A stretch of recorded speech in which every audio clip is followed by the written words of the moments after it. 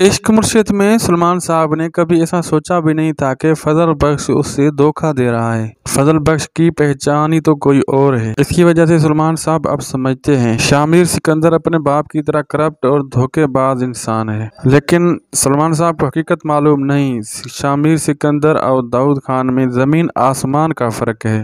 सिर्फ दाऊद खान का बेटा है, लेकिन उसकी नेचर अपनी माँ यानी जुबैदा सिकंदर जैसी है बिल्कुल। अब सलमान साहब शिप्रा की शादी जल्द अज जल्द बाद से करवाने की कोशिश करेंगे ताकि वो शिप्रा की जल्द शादी करते हैं। शिप्रा कभी जज्बात में आकर गलत फैसला न कर दे। लेकिन शिप्रा जो अब भी शामिर सिकंदर से मोहब्बत करती है, अब तो सुकैना भी शिप्रा को बता देगी कि वो सारी सच्चाई जानती थी। इसी तरह वो शामिर और शिप्रा का साथ देगी, कोशिश करेगी किसी न किसी तरह इन दोनों की शादी हो जाए। शिप्रा अपने बाप से कहेगी कि तुमने मुझे हमेशा सिखाया सच बोलो, किसी को धोखा न दो।